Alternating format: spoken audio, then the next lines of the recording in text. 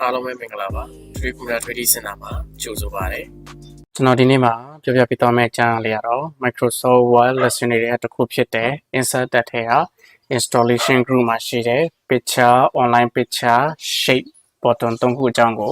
ပြောပြပေးသွားမှာပဲဖြစ်ပါတယ်ဒီနေ့ပြောပြပေးသွားမယ့်အကြောင်းအရာလေးပါနော်ကျွန်တော် insert တက်ရဲ့ installation group မှာရှိတဲ့ button တွေထဲ button 6ခုတည်းကကျွန်တော်3ခုအကြောင်းကိုပြောပြပေးသွားမှာပဲဖြစ်ပါတယ်အဲ့ button တွေကဘာလဲဆိုတော့เนาะကျွန်တော်တို့ picture ရဲ့ online picture ရဲ့ shape ဒီ button လေး3ခုအကြောင်းကိုကျွန်တော်ပြောပြပေးသွားမှာပဲဖြစ်ပါတယ်နောက်ထပ် button 3ခုကကြတော့နောက်ဗီဒီယိုမှာပြန်ပြီးတော့ရှင်းပြပေးသွားမှာပဲဖြစ်ပါတယ်ဆိုတော့ကျွန်တော်တို့ဒီမှာ insert တဲ့ထဲက installation group မှာဆိုရင်ကျွန်တော်တို့ဒီ picture ဆိုတဲ့ button လေးရှိရပါเนาะ picture ဆိုတဲ့ button လေးကကျွန်တော်ဘယ်နေရာမှာတောင်းလဲဆိုတော့ကျွန်တော်ကိုထည့်ခြင်းနဲ့တပ်ပုံတွေကိုကျွန်တော်တို့ Microsoft Word မှာထည့်လို့ရပါတယ်ဘယ်လိုအချိန်ဒီမှာသုံးဝင်လဲဆိုတော့ကျွန်တော်တို့ဒီအလုံးလျှောက်လာတွေပါနော်အလုံးလျှောက်လာတွေမှာကျွန်တော်တို့ passport ပုံတွေထည့်ပေးပါလို့ပြောတဲ့ချိန်ကျကျွန်တော်တို့ဟာကို Microsoft Word နဲ့ရေးထားတယ်ဆိုရင်ကျွန်တော်တို့တပ်ပုံလေးတွေကိုဒီ picture button နဲ့လွယ်တကူထည့်လို့ရပါတယ်ကျွန်တော်ထည့်တော့မယ်ဆိုရင်တော့ insert တက်ထဲက isolation group ထဲ picture ကိုတွားမယ်ပြီးချင်ကျွန်တော်တို့ကိုထားတဲ့တပ်ပုံ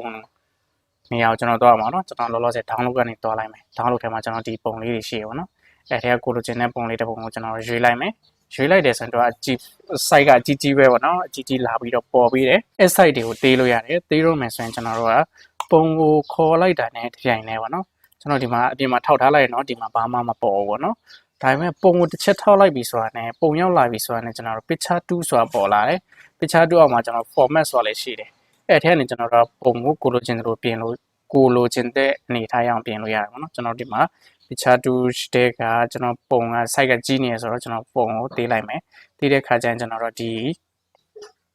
ီကြိုက်တဲ့တောင်းကိုတွားပြီးတော့ကျွန်တော်တို့ပုံလေး site ကိုအောက်ကိုဆွဲချပြီးတော့တေးလို့ရပါတယ်နောက်တစ်ခုအနေနဲ့ပုံကတေးပေမဲ့ကျွန်တော်တို့ကကိုလိုချင်တယ်လို့ရွှေ့လို့မရဘူးရွှေ့ကျင်တိုင်းရွှေ့လို့မရဘူးရွှေ့ကျင်တိုင်းရွှေ့လို့မရတဲ့အနေထားဆိုဘာလို့ရလဲဆိုတော့ကျွန်တော် picture 2အောက်က format မှာရှိတယ်ကျွန်တော်တို့ဒီမှာ array group ပေါ့နော် array group ရဲ့ကျွန်တော် position တွားပြီးတော့ဒီမှာကိုကြိုက်တဲ့အရာလေးကိုကြိုက်တယ်လို့ရွေးလို့ရတယ်ညာဘယ်ဘက်တောင်းတွားခြင်းဘယ်ဘက်အလဲဝေးတွားခြင်းအလဲပေါ့နော်ကျွန်တော် account လေးနှိပ်လိုက်တယ်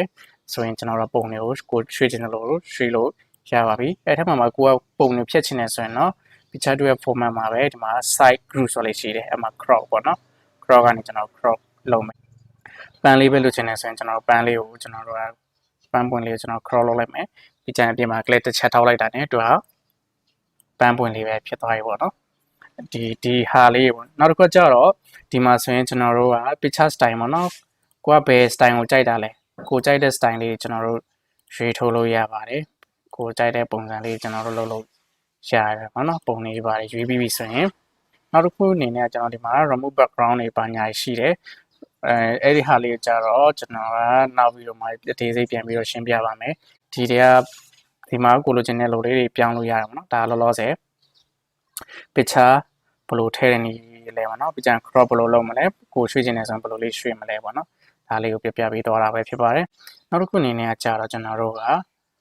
online picture ပေါ့နော် online picture ကြာတော့ကျွန်တော်တို့က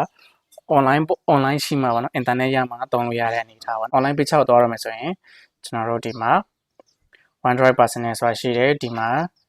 Bing image scratch ဆိုတာရှိတယ်ပေါ့နော်ကျွန်တော်တို့ဒီကနေတွားလိုက်မယ်နော်အဲနဲ့ကျွန်တော် GOLD code ဆိုမှရိုက်လိုက်မယ်ရွှေကိုရှာတဲ့ပုံစံနဲ့ပေါ့နော်ဒီမှာဆိုရင်ကျွန်တော်တို့မပေါ်လာ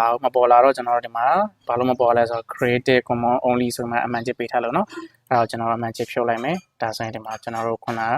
GOLD code ဆိုမှရှာထားတဲ့ဟာတွေကဒီမှာလာပြီးတော့ပေါ်ပြီးတော့မှာပေါ့နော်အဲ့ထဲကနေကျွန်တော်တို့ပုံကိုကြိုက်တဲ့ပုံလေးတွေကျွန်တော်ရွေးမယ်ရွေးပြီးပြီဆိုရင်တော့ကျွန်တော် insert ကိုနှိပ်လိုက်တာနဲ့သူက download ဆွဲပြီးလာပြီးတော့ပေါ်ပြီးပြီပေါ့နော်ဒါလည်းခုနလိုပဲပုံရွှေ့ခြင်းနေဆိုရင် position သွားမယ်အပေါ်တောင်းကိုတွားလိုက်မယ်ဒါဆိုတော့အပေါ်ရောက်မယ်နောက်တစ်ခုအနေနဲ့ကိုလိုချင်တဲ့ပုံစံလေးကျွန်တော်တို့က site တွေပါတွေရွှေ့ထိုးလို့ရပါတယ်ဒါကကျွန်တော်တို့က online picture online ပေါ်ကနေတက်ပုံဘယ်လိုထည့်မလဲဆိုတဲ့နည်းလမ်းလေးပေါ့နော်ဒါလေးကိုပြပြပေးတော့တာပဲဖြစ်ပါတယ်နောက်တစ်ခုအနေနဲ့ကကြတော့ shape button ပေါ့ shape button ကကြတော့ကျွန်တော်တို့ button တွေအများကြီးပဲပေါ့နော်ဒီ button ကနေကိုကြိုက်တဲ့ creation တွေလုပ်လို့ရတယ် bound equation shape တွေရှိတယ်ဒီ flow chart တွေရှိတယ် rectangle shape ဒီရှိတယ်ပေါ့နော်အဲ့ဒီကိုကြိုက်တဲ့ပုံစံလေးတွေကျွန်တော်တို့လုပ်ရတယ်ပေါ့နော်ဒီမှာဆိုရင်ကျွန်တော်နမူနာအနေနဲ့ဆွဲထားလိုက်တယ်ပေါ့ဒီမှာဆိုရင်ကျွန်တော်ပုံလေးတွေဒါဆိုရင်ဒီပုံလေးတွေဆိုရင်ကျွန်တော်တို့က shade တွေကိုအကုန်လုံးတုံးထားတာပဲဖြစ်ပါတယ်ဒီမှာဆိုရင်ဘယ်လောက်ထိတုံးထားလဲဆိုတာလေဒီမှာအကုန်လုံးလိုက်ပြီးတော့ပေါ်ပြီးတယ်ပေါ့ဒီဟာလေးဆိုရင်တစ်ခုချင်းလိုက်တုံးလို့ရတယ်ပေါ့နောက်တစ်ခုအနေနဲ့ဒီ shade တွေကိုကျွန်တော်တို့ကဆွဲပြီးဒီလိုမျိုးတွေကိုလိုချင်တဲ့အနေထားလေးရပြီးဆိုရင်အကြောင်းတွေထည့်ချင်တယ်ဆိုရင်ထည့်လို့ရတယ်ထည့်မယ်ဆိုရင်ကိုထည့်ချင်တဲ့ shape ကို click တစ်ချက်နှိပ်လိုက်တာနဲ့ဒီမှာ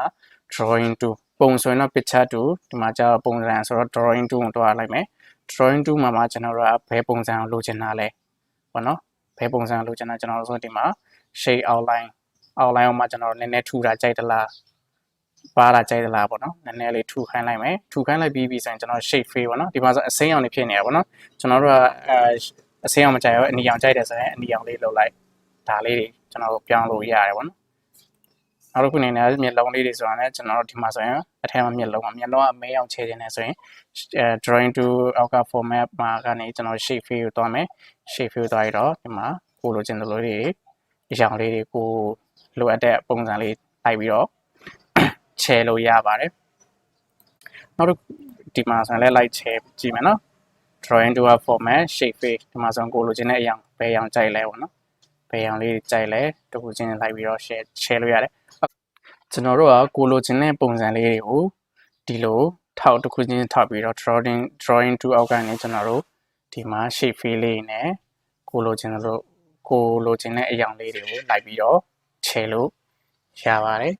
ဒီတန်ခန်းစာလေးမှာရှင်းပြသွားတယ် insert တက်ထဲက isolation group မှာရှိတဲ့ picture online picture shape button လေးတွေကို